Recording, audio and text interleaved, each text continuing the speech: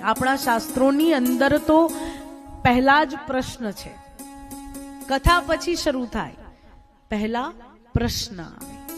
ગોસ્વામીજી મહારાજને પહેલા પ્રશ્ન થયો છે, રામ કોણ?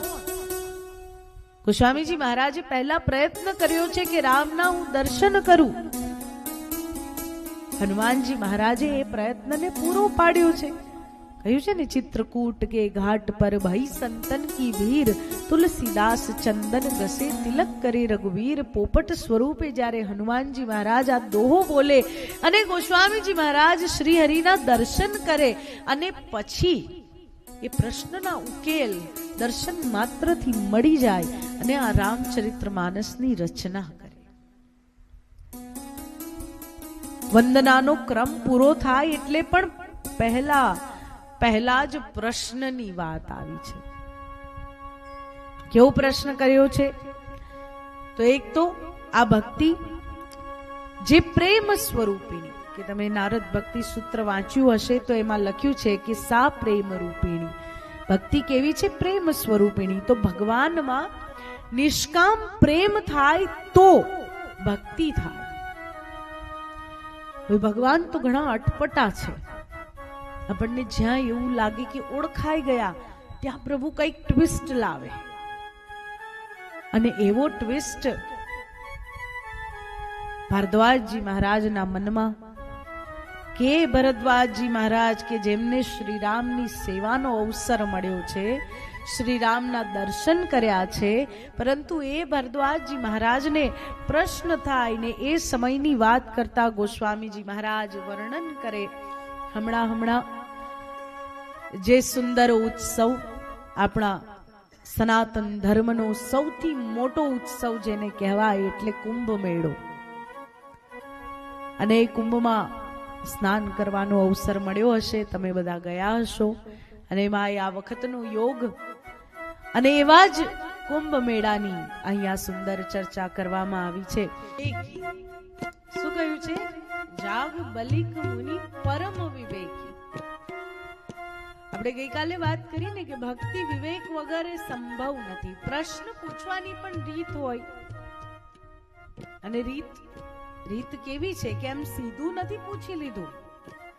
સાદર ચરણ સરોજ પખારે, પહેલા તો ચરણ પખારીને અને પછી ચરણોમાં બેસીને અને પ્રશ્ન કરતા પહેલા સ્વીકાર.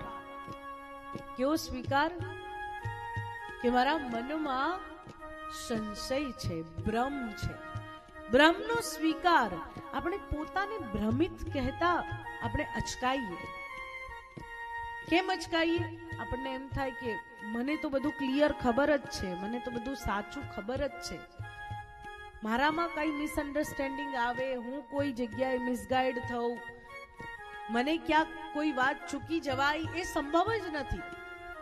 આવો નાનકડો અહંકાર સ્વાભાવિક આપણામાં હોય કે શક્ય જ નથી કે મને કઈ ગેરસમજ થાય. પણ જ્યારે અધ્યાત્મના માર્ગમાં આવીએ ને અધ્યાત્મ વિશે, રામ વિશે પ્રશ્ન કરવાની વાત આવે તો એમાં સૌથી પહેલી શરણાગતિ જેવી. પણ જેના વિશે પ્રશ્ન કરવા જઈ રહ્યા છે ક્યાંક એમનું અપમાન ન થઈ જાય. પ્રશ્ન કરવાની રીત ખરેખર ભારદ્વાજજી પાસેથી શીખાય કે જ્યારે અધ્યાત્મ વિશે, ભગવાન વિશે સંશય હોય, રામ વિશે સંશય, કૃષ્ણ વિશે સંશય. અને આજકાલ એવું છે કે લોકો છે ને સિરિયલ જોઈને પ્રશ્ન પૂછવા આવે. અત્યારે બધી ભગવાન પર સિરિયલો બહુ બને છે અને વાંચવાની તકલીફ તો આપણાથી લેવાતી નથી, એટલે આપણે સિરિયલ જોઈએ અને પછી સિરિયલ જોઈને પ્રશ્ન પૂછવા જાય કે આમાં તો આવું બતાવ્યું છે. પણ તમને ખબર છે, કથામાં કોઈ ડિસ્ક્લેમર નથી, પણ સિરિયલમાં ડિસ્ક્લેમર છે. આગળ જ એક ડિસ્ક્લેમર મૂકી દેવામાં આવે કે આ અમે જોયેલું, સાંભળેલું, વાંચેલું, કોઈ કે કહેલું બધું ભેગું કરીને તમારા સામે પ્રસ્તુત કરી રહ્યા છે.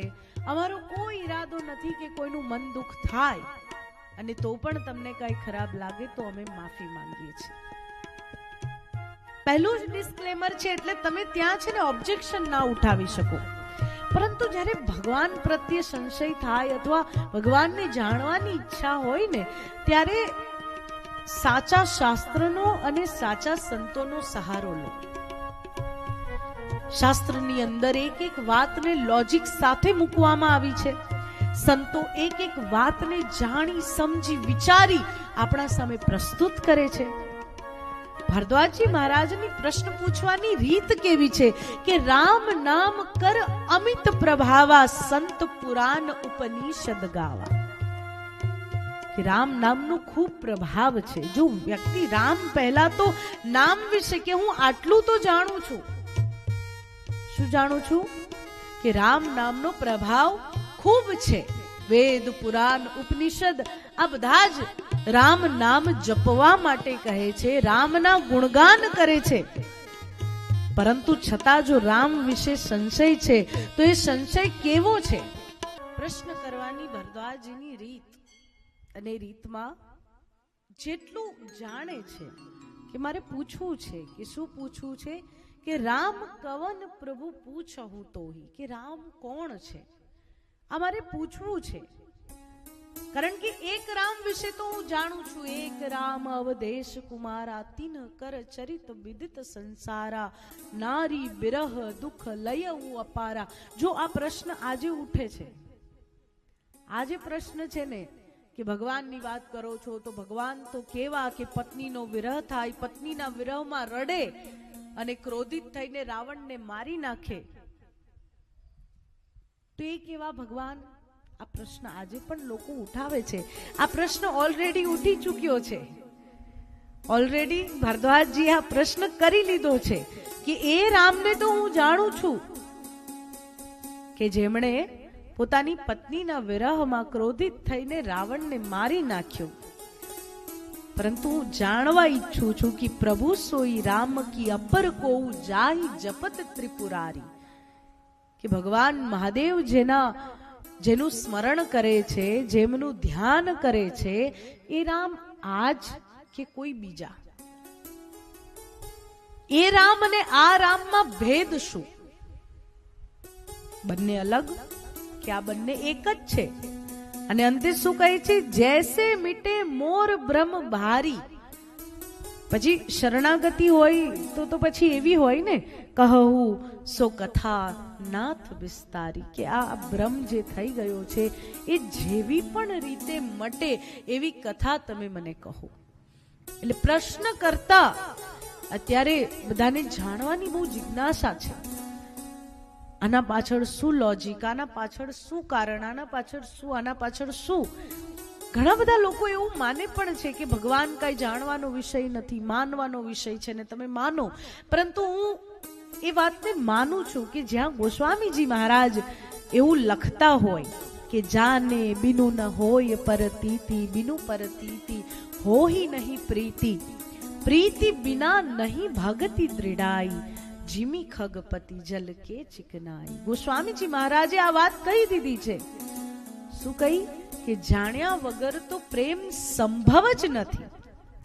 હજારો લોકો પાસેથી આપણે પસાર થઈએ છીએ, કેટલાયને મળીએ છીએ, કોઈથી નજર મળે છે, કોઈથી આમ બસ પાસેથી નીકળી જઈએ છીએ, કોઈના સાથે બે ઘડી વાત થઈ જાય છે. પરંતુ જો એમને જાણતા નથી તો શું એમના પ્રત્યે કોઈ પ્રેમ, કોઈ લાગણી થશે? શક્ય છે? આપણા સનાતન ધર્મની અંદર વસુધૈવ કુટુંબકમની ભાવના છે. અને એટલે જ્યારે કોઈ અજાણ્યા વ્યક્તિને પણ કોઈ તકલીફ થઈ જાય તો આપણે ભગવાનને પ્રાર્થના કરીએ કે પ્રભુ એનું ભલું થાય.